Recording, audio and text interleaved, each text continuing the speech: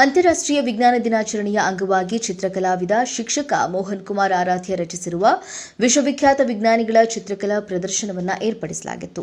ನಗರದ ಕರ್ನಾಟಕ ಕಲಾಮಂದಿರದ ಸುಚಿತ್ರ ಆರ್ಟ್ ಗ್ಯಾಲರಿಯಲ್ಲಿ ನಡೆದ ಕಲಾ ಪ್ರದರ್ಶನದ ಉದ್ಘಾಟನೆಯನ್ನು ಹಿರಿಯ ಕಲಾವಿದರು ಹಾಗೂ ಪ್ರಧಾನ ಸಂಚಾಲಕರು ಭರಣಿ ಆರ್ಟ್ ಗ್ಯಾಲರಿಯ ಎನ್ವಿ ಕಾವೇರಪ್ಪ ನೆರವೇರಿಸಿದರು. ವಿಶ್ವವಿಖ್ಯಾತ ವಿಜ್ಞಾನಿಗಳ ಸಾಧನೆಯನ್ನ ಮೆಲುಕು ಹಾಕುತ್ತಾ ರಾಷ್ಟ್ರೀಯ ವಿಜ್ಞಾನ ದಿನವನ್ನು ಕಲೆಯ ಮೂಲಕ ಕಲಾವಿದ ಯುಜಿ ಮೋಹನ್ ಕುಮಾರ್ ಆರಾಧ್ಯ ಆಚರಿಸ್ತಾ ಇದ್ದು ವಿಶೇಷವಾಗಿತ್ತು.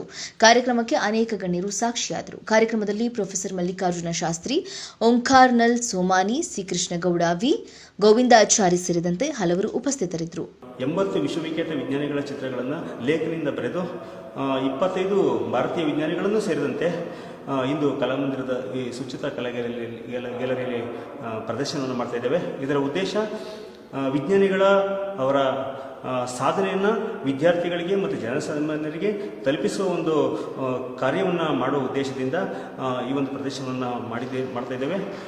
ಇದರಲ್ಲಿ ಪ್ರಮುಖವಾಗಿ ನಮ್ಮ ಭಾರತದ ನೊಬೆಲ್ ಪ್ರಶಸ್ತಿ ಪುರಸ್ಕೃತರಾದಂತಹ ಸಿ ವಿ ರಾಮನ್ ಅವರು ಬೆಳಕಿನ ಬಗ್ಗೆ ಸಂಶೋಧನೆ ಮಾಡಿ ರಾಮನ್ ಬೆಳಕಿನ ಪರಿಣಾಮ ಆ ದಿನವನ್ನು ಜಗತ್ತಿಗೆ ಪರಿಚಯಿಸಿದ ನೆನಪಿಗೋಸ್ಕರ ಪ್ರತಿ ವರ್ಷ ಫೆಬ್ರವರಿ 28ನೇ ತಾರೀಕು ನಾವು ರಾಷ್ಟ್ರೀಯ ವಿಜ್ಞಾನ ದಿನಾಚರಣೆಯನ್ನು ಆಚರಣೆ ಮಾಡ್ತೇವೆ.